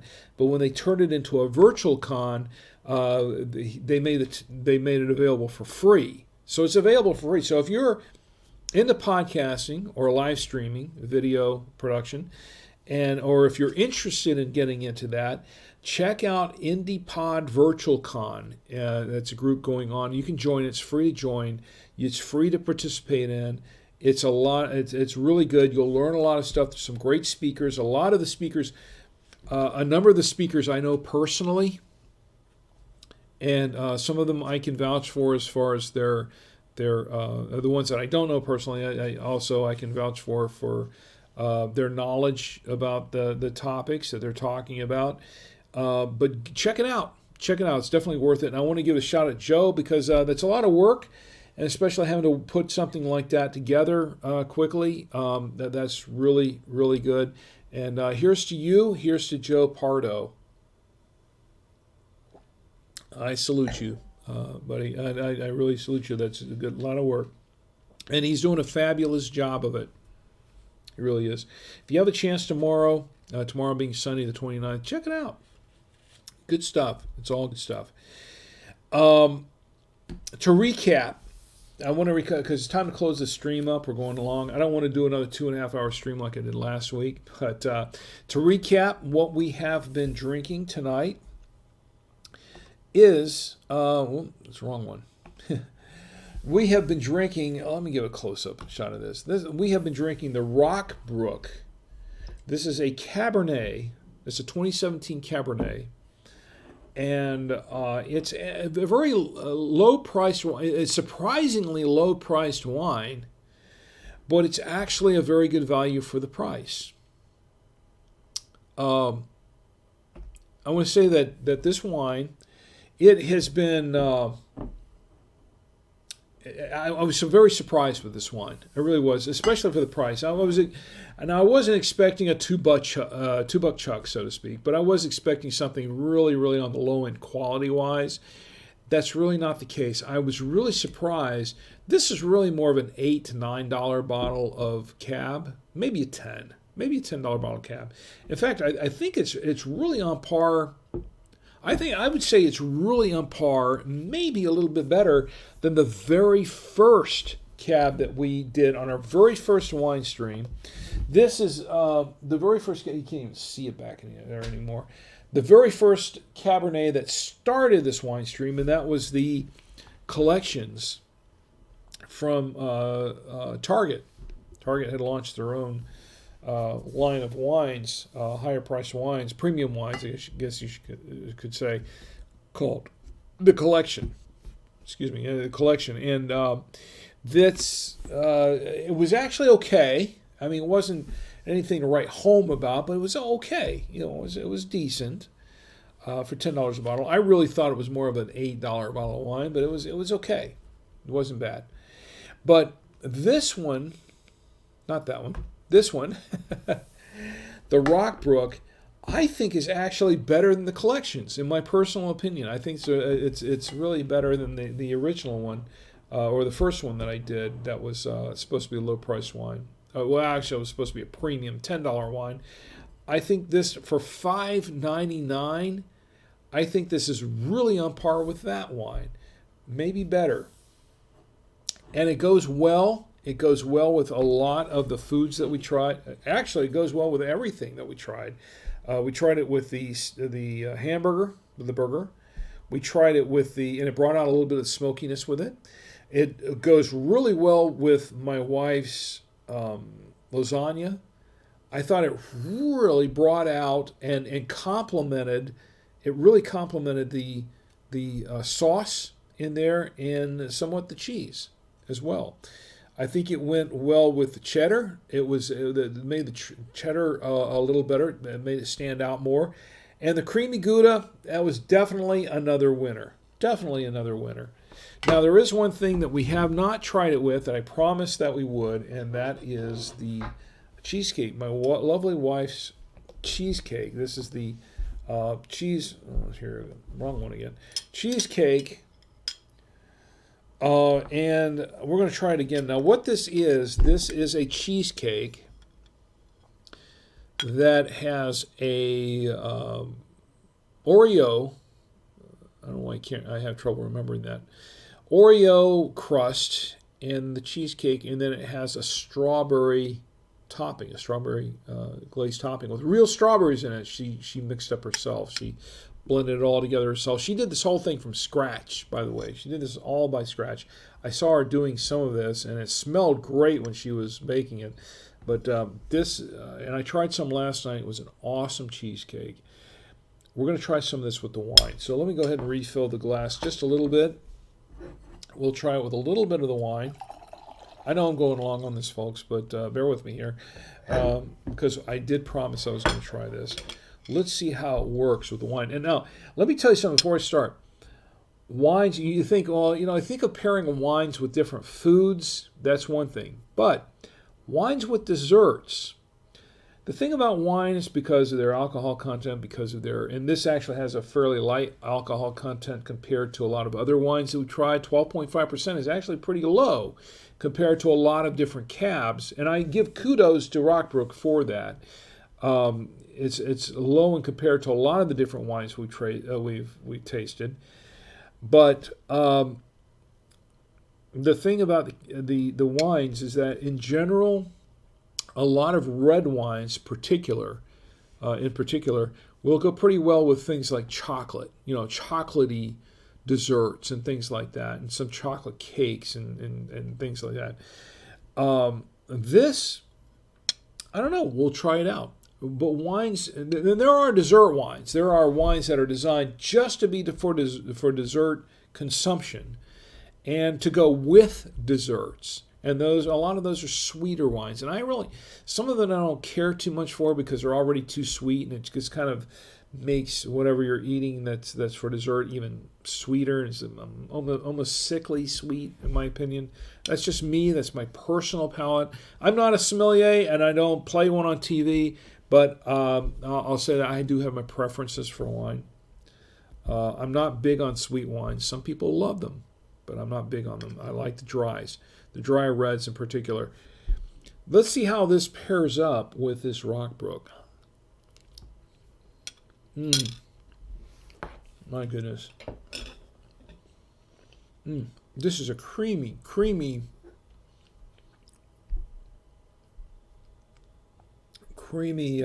dessert. Oh boy, I think we got a winner all the way around. Let me try that again. I gotta try that again. I've got to have 2 bites. I have to try this twice.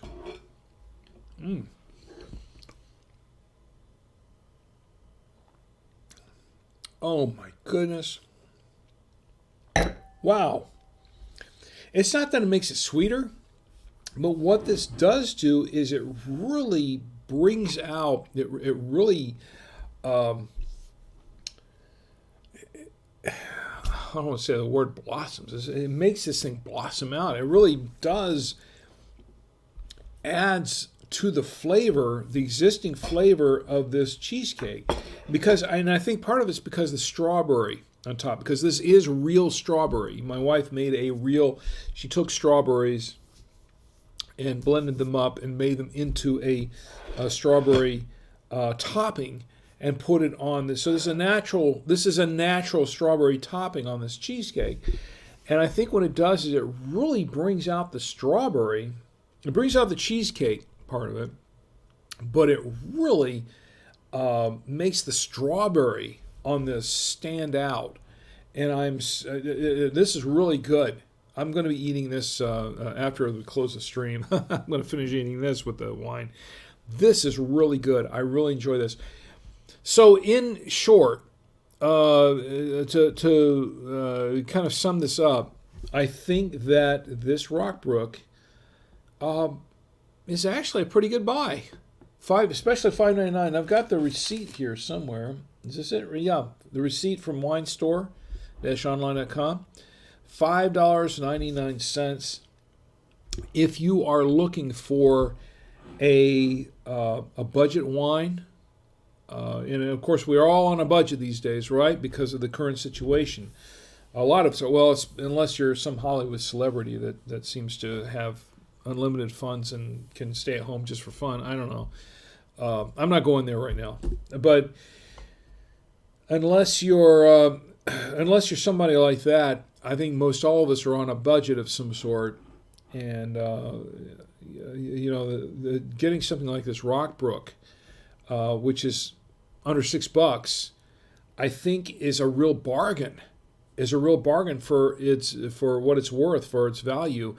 I recommend this wine. I'll say I recommend this wine. This is not a $20 bottle of wine. This is not a $30 bottle of wine. This is not a Camus wine, okay? Which, some of those Camus wines get up to $70, $80, $100 a bottle. I know because I've had one. It's not a Camus. It's not like some of these other wines that we tried that were upwards of $30, $40 a bottle. But it's the equivalent of a good wine. If you want to have a good wine that's worth drinking and having with food on a budget, I think this is a definite winner. I highly recommend this Rockbrook wine.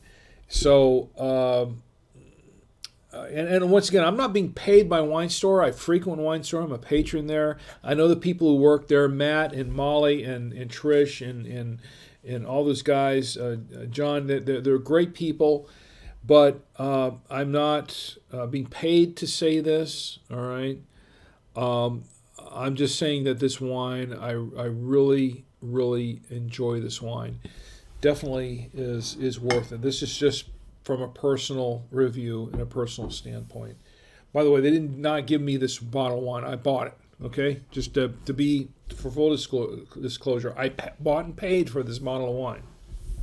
All right? But I would buy more. And as a matter of fact, I think I will buy more. I definitely will buy more of this wine. This is actually pretty good. I like it. So, having said that, it's about time to close up the stream for tonight. I want to thank you for being here with me, because without you, there is really no wine stream. I'm just talking to myself. And I want to thank all those who joined me in the chat. Of course, Bill and my lovely wife Chi and Sharon and Kathy and Rob and Tim and Christina and Add Me Friend 1 on Twitch, Tori Johns, I should say, GL Cave, Wombo Combo, Frangopio, everyone who's joining me on the chat tonight. I do appreciate you being here with me. Thank you for sticking it out with me and enjoying the stream. Next week, I do have actually a list of wines that we're going to do for next week, for the next few weeks. Actually, I've actually mapped out the wines that I'm going to do for the next few weeks. And as a matter of fact, we're going even farther than that. We're going to delve a little more deeply into the winemaking process. I had put that off because I was sick for the last couple of weeks. But I want to get into, as I promised earlier this year, at the start of the year, that I want to go farther into the winemaking process and go into the different grapes. Well, next week, we're actually going to cover some of the different grapes that go into these wines and what they are and how to distinguish some of them. I think that's mostly what we'll be discussing. Also, next week, we will be giving away, I want to do this, I've been wanting to do this for a while. We're going to be giving away another copy of Start Ugly. This is by Chris Kremetzos, a fellow podcaster and co-founder of Podfest. And of course, we were at Podfest. But Chris did a special thing where you buy a copy on Amazon, and he will give you a copy. Well, you buy a copy on Amazon for someone else, and he will give you a copy for yourself. Now, I already have a copy of this book. I have a couple copies of this book, and I've purchased a couple of copies that I've already given away to friends. But I'm going to do that next week. Next week, we are going to give away a copy of this book to someone randomly in the chat. So please be here in the chat so you can win a copy of Start Ugly. This is a really good book. I'm not going to go into the whole thing right now. You can see the review on Amazon. I actually have a video review that's been posted on Amazon on this book. This is a big seller on Amazon, by the way. This is a really big book on Amazon. Chris has done a fabulous job with this book. It's an easy read. It doesn't take a long time to read it, but the lesson that it tells in this book is just it stays with you, and I think it's a very important lesson for anyone who's an entrepreneur or wants to be an entrepreneur, wants to start something that's been putting it off. That someone who has wanted to do that special thing or have something on their bucket list that they want to do, but they put it off because they feel like it has to be just right to do it, and I can't really do that. This book dispels a lot of that and actually helps motivate you. It's a great motivational book. Helps motivate you to actually just do it. To just get it done. We're going to give away a copy of that book next week. In the meantime, I want to tell everyone once again, I want to thank you for being here in the chat with me, being online with me, and sharing this time with me. I want to say, I know this is a tough time. Everybody's been dealing with this whole coronavirus pandemic. It's tough. We're all doing this. We're all in this together. I'm stuck at home. My wife is stuck at home. My kids are stuck at home. We're all going a little stir crazy on this because, it's affecting everybody. But look, once again, this will pass. And in the meantime, keep the faith. Knowing that there is light at the end of the tunnel, knowing that this is not a permanent thing. It may be a new normal kind of thing in a sense, social distancing and some habits we may have to change for a while, but this is by no means a permanent thing. It will pass.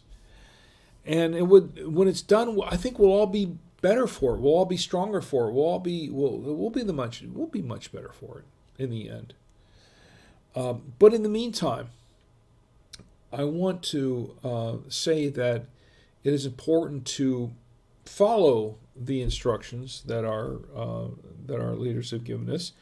And as a matter of fact, I have a PSA here. COVID-19, better known as coronavirus, has spread throughout the world. There are a I few don't know ways if I to can help play lower this the PSA. spread of this respiratory disease. Let me give it a shot Wash your here. hands. Avoid touching This your is face, including mouth, this nose, and is the eyes. PSA. Cover your I coughs don't and know if it'll sneezes. play, Monitor your but symptoms and consult with your doctor. Stay at home apparently and it's away not. from other sick people except for medical care. Clean and Let's see. COVID-19, Let's see if better it'll known as play. coronavirus, has spread throughout the world. There are a few ways to help lower Okay. the spread of this respiratory disease. So I'm Wash your not hearing hands. it. Anybody Avoid hearing touching the your audio? face, including mouth, nose, and eyes. Cover your coughs and sneezes. Monitor your symptoms and consult with your doctor. So Stay at home and away from other sick people except for I'm medical on a care. delay here, folks. Clean so I don't and know if I can hear disinfect this or high not. touch surfaces.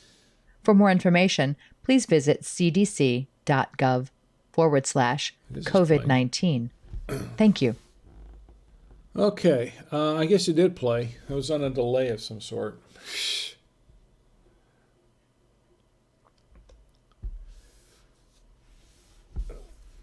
All right. So it was on a delay, folks. I'm on a delay, so I really couldn't tell when it ended. I apologize for that.